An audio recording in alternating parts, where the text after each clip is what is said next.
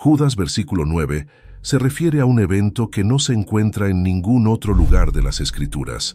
Miguel tuvo que luchar o disputar con Satanás sobre el cuerpo de Moisés, pero lo que eso implicaba no se describe en Judas 1, versículo 9.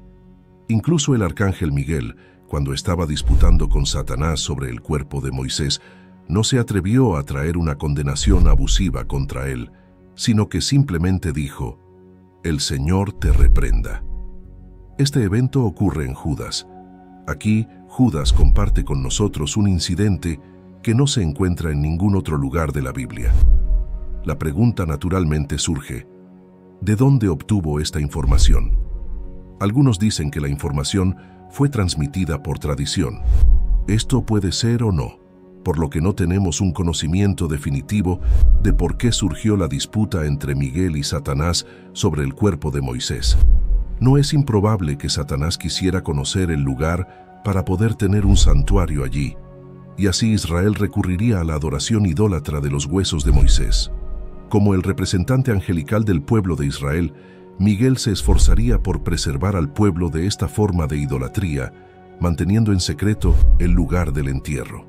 La Biblia amplificada en Daniel 10:21 dice: «Pero yo, Gabriel, te diré lo que está inscrito en la escritura de la verdad. No hay nadie que esté firme conmigo y se fortalezca contra estas fuerzas espirituales hostiles, excepto Miguel tu príncipe, el guardián de tu nación».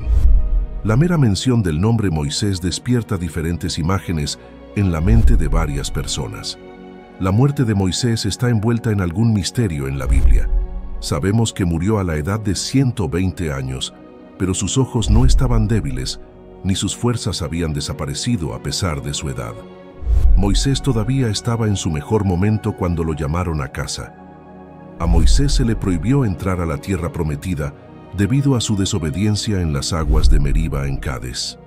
Condujo a los israelitas hasta el borde de Canaán y se le dio un vistazo de la tierra, pero no se le permitió entrar en ella.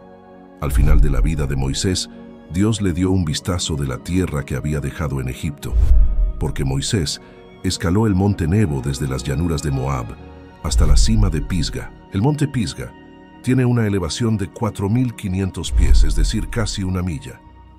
No hay muchos hombres de 120 años que puedan escalar una montaña de casi una milla de altura y vivir para contarlo. Sin embargo, Moisés pudo lograrlo luchando mano a mano. No había un sendero lo suficientemente ancho para Moisés, y de todos modos, no necesitaba uno. Sabiendo que moriría, ya que Dios se lo había dicho, y que Dios ya había puesto a otro hombre, Josué, en su lugar antes de morir, la pesada responsabilidad de guiar a la nación fue quitada de sus hombros. Por primera vez en los últimos 40 años de su vida, Moisés pudo dar cada paso en la pendiente con calma y con los hombros aligerados. Estaba muy consciente de que estaba a punto de tomar su último aliento en cualquier momento. Mientras Moisés disfrutaba de su última vista de la tierra prometida, un pedazo de tierra que nunca pisaría, supo que Dios lo quería en casa. Moisés entregó el Espíritu y murió según la palabra del Señor. Moisés falleció solo pero en paz. El relato de su fallecimiento está contenido en los últimos 6 versículos del libro de Deuteronomio, capítulo 34. La muerte tiene una manera de poner las cosas en la perspectiva adecuada, ¿no es así? ¿Qué manera de vivir? 120 años y no necesitas gafas para un siglo y un quinto, y no necesitas muletas. Moisés nunca se sentó en una mecedora. Los israelitas extrañaron a su líder difunto. El sabio consejo de su trabajo entre ellos despertó sus emociones a tal grado que les tomó un mes entero llorar su fallecimiento después de que él los había dejado.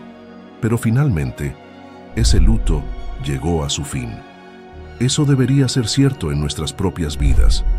Después de la muerte viene el entierro, y así fue en el caso de Moisés.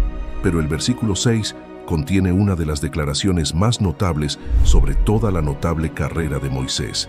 Deuteronomio 34:6, Biblia amplificada, dice: «Y lo sepultó en el valle en la tierra de Moab, frente a Bet-peor, pero nadie sabe dónde está su sepulcro hasta el día de hoy». Moisés es la única persona en la Biblia a quien Dios enterró personalmente. ¿Te diste cuenta de que el Señor luego escondió la tumba? ¿Qué le hizo hacer eso? Porque esa tumba se habría convertido en un santuario.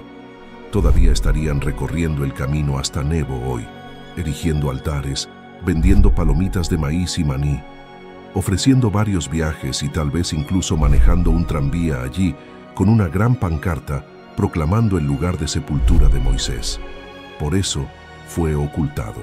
Esto es tan crucial para el Señor que incluso provocó una confrontación angelical. El punto importante es este: incluso si Miguel es un arcángel, aquel a quien Dios usará para derribar a Satanás del cielo, aún así no se atrevió a hablar con reproche al que gobierna en el reino de los demonios. Dejó toda esa reprensión a Dios. Apocalipsis 12, 7, 9, Biblia amplificada, dice: y estalló la guerra en el cielo. Miguel, el arcángel, y sus ángeles hicieron guerra con el dragón. El dragón y sus ángeles pelearon, pero no fueron lo suficientemente fuertes y no prevalecieron, y ya no se encontró un lugar para ellos en el cielo. Y el gran dragón fue arrojado fuera, la serpiente antigua que se llama Diablo y Satanás, que engaña y seduce a todo el mundo habitado. Fue arrojado a la tierra, y sus ángeles fueron arrojados con él. Miguel, el arcángel, está representado en la Biblia en los textos de Daniel, Judas y Apocalipsis como un ángel luchador que combate en la guerra espiritual. La palabra arcángel significa ángel del rango más alto. La mayoría de los ángeles en la Biblia se describen como mensajeros, mientras que Miguel está representado en los 3 libros como contendiente, resistiendo o enfrentándose a los espíritus malignos y principados. El nombre de Miguel significa ¿quién es como Dios? Nos lo presenta el profeta Daniel. Miguel se negó a emitir juicio presuntuosamente. En lugar de eso, simplemente anunció la reprensión de Dios. El lenguaje de esta reprensión coincide con Zacarías 3:2, donde el Señor reprendió a Satanás por sus acusaciones contra Josué, el sumo sacerdote. Zacarías 3:1-2 dice: entonces me mostró a Josué, el sumo sacerdote, de pie delante del ángel del Señor, y Satanás estaba a su derecha para acusarlo. Y el Señor le dijo a Satanás: el Señor te reprenda, Satanás. El Señor, que ha elegido a Jerusalén, te reprenda. A pesar de su gran poder, Miguel permanece completamente sumiso al Señor. Los ángeles justos tienen un rango y son sumisos a la autoridad. Considerando la fuerza de Miguel, la sumisión del arcángel a Dios es aún más hermosa. Podemos ver que la sumisión nunca está destinada a quitarle la fuerza, el propósito o el valor a un individuo. La fuerza del ángel Miguel no estaba en duda. La última mención del arcángel Miguel aparece en Apocalipsis 12:7, cuando Satanás es arrojado del cielo. Miguel y las fuerzas del cielo derrotan al dragón Satanás, y el Satanás enfurecido se fue a hacer la guerra contra aquellos que guardan los mandamientos de Dios y retienen su testimonio sobre Jesús. La confrontación es un mal necesario. Nadie la disfruta, pero debe hacerse para rectificar, purificar y unificar a la comunidad. No es agradable, pero es necesario. Incluso el arcángel Miguel no luchó contra el enemigo por su propia autoridad, sino que habló en el nombre del Señor. Miguel consideraba su oficio y posición con reverencia. Lucifer había sido creado como la criatura más elevada. Esta es una lección que tú y yo debemos aprender, que muchos cristianos aún tienen que aprender a inclinarse incluso ante Dios. Tú y yo, mi amigo, somos criaturas. Él es el Creador. ¿Qué nos da a ti y a mí el derecho de cuestionar cualquier cosa que Él haga? No me malinterpretes. Todos luchamos con dudas, pero debemos reconocer que Dios no solo es el Creador, sino también el Redentor. Él es quien cuida de nosotros, pero nuestro Dios es exaltado, santo y justo. Nunca comete un error y nunca se equivoca en todo lo que hace. Lo que hace es correcto, para que tú y yo podamos confiar en Él. Pero realmente lo hacemos. Reconocemos su autoridad, valoramos su persona. Cuando los hombres son llamados a rendir cuentas, el Señor Jesucristo dirá: dijiste Señor, Señor, pero no hiciste lo que te ordené. Cada uno siguió su propio camino e hizo lo que era correcto ante sus propios ojos. Esta es la imagen de la humanidad. Entonces, ¿qué hay de ti? ¿Qué ejemplo es el arcángel Miguel?